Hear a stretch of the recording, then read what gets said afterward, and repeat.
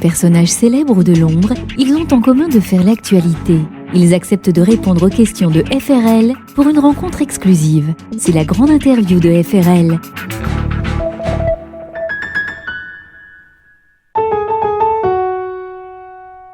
Jean-François Copé, le nouveau leader de l'UMP, était à Londres mercredi 19 janvier pour un forum de réflexion avec les Français de Londres. Il est aujourd'hui l'invité de la grande interview de French Radio London.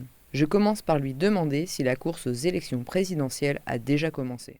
On est maintenant à 15 mois de l'élection présidentielle de 2012 et nous à l'UMP on est en train de se mettre en ordre de bataille. Vous savez que j'ai pris mes fonctions il y a à peu près un mois et demi à la tête de l'UMP avec l'idée qu'on a deux missions. La première c'est de faire la levée en masse, c'est-à-dire à l'image des soldats de l'an 2, faire en sorte que tous les Français et toutes les Françaises, où qu'ils soient dans le monde, y compris à Londres, qui partagent nos idées, qui n'ont pas envie que la gauche gagne, qui ont envie vraiment qu'on poursuive et même qu'on amplifie notre politique de réforme en France, puissent le faire. Voilà. Et puis sur la base de quoi ? D'un projet qui soit courageux, qui soit ambitieux, qui soit ouvert au monde. Et c'est la raison pour laquelle je suis venu ici à Londres rencontrer les gens du think tank que j'anime, Génération France, et les gens de l'UMP, pour leur dire, on va avoir besoin de vos idées parce qu'on lance le programme. Quelles sont les grandes lignes du programme de l'UMP pour séduire l'électorat ? C'est un peu tôt encore pour le dire, puisqu'on démarre nos travaux. Mais l'idée, en tout cas, c'est qu'on essaie de tourner autour de 3 mots-clés. Le premier, c'est le mot de courage, ça ne vous étonnera pas. Je pense que le temps est venu de dire la vérité aux Français. Si on veut s'en sortir, il va falloir travailler plus et travailler mieux.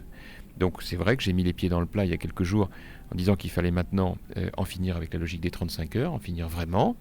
Donc ça c'est un rendez-vous de courage. Il y a aussi un rendez-vous de rassemblement. Je pense que notre pays a besoin d'être rassemblé parce qu'on est à la croisée des chemins et qu'il faut qu'on assume que la France n'est pas une île, que c'est pas un village, qu'elle est complètement dans la mondialisation et qu'il y a donc des décisions à prendre. Pour ça, il faut les prendre de manière rassemblée plutôt que de s'envoyer à la figure les riches contre les pauvres, les gentils contre les méchants, etc. Ce qui est une vision totalement insupportable de la politique française.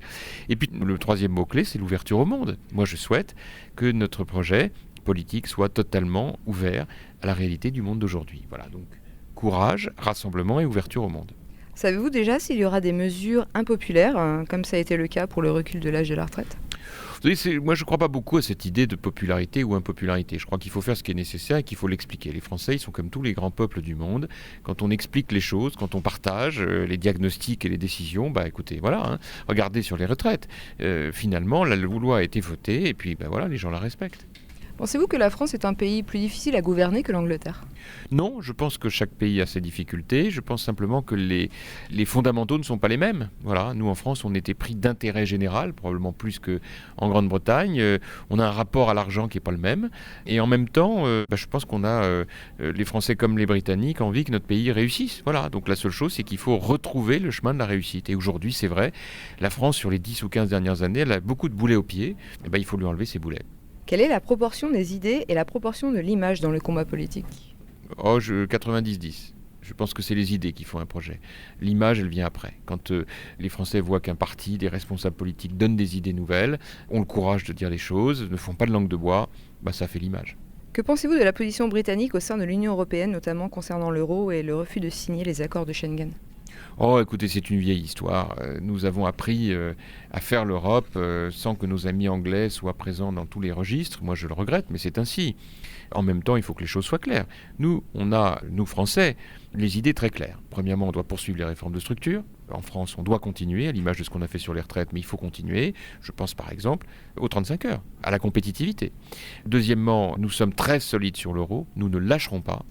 Parce que la zone euro est un fantastique bouclier de protection face à la crise mondiale. Alors c'est vrai qu'on a des difficultés, c'est vrai que c'est le révélateur de situations de déficit structurel de certains pays, mais heureusement qu'on est ensemble pour y faire face. Et c'est vrai que même si les Anglais ne sont pas dans la zone euro, il ne faut pas se mentir, eux aussi auront besoin d'être présents. Ils l'ont montré sur l'Irlande, mais ils n'auront pas tellement le choix. Sur des pays comme l'Espagne, Portugal, parce qu'ils ont des encours de dette bancaire britannique sur ces pays qui sont d'un montant très important. Et donc je crois que sur tous ces sujets, nous devons être nous-mêmes très engagés. Et puis j'oublie pas que la France est un pays ouvert aux investissements étrangers. Et donc par définition, les interpénétrations entre la Grande-Bretagne et la France sont très importantes. Pour parler un petit peu de vous, comment vous êtes-vous senti attiré par la politique ? C'est une vieille histoire. En fait, j'ai toujours souhaité m'engager pour mon pays et il m'a semblé que l'engagement politique était sans doute le plus noble.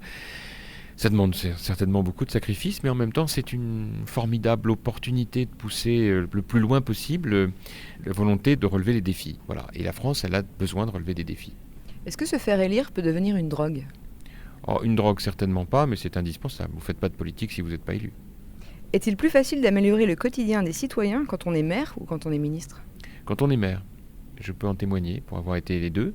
Je suis toujours maire de Meaux et au quotidien, les décisions que nous prenons dans notre ville, à Meaux, sont des décisions qui engagent l'avenir d'une ville et qui évidemment jouent beaucoup sur le quotidien des habitants. Être ministre, c'est un peu différent. Qu'attendez-vous de cette rencontre de ce soir ici à Londres avec les Français de Londres ?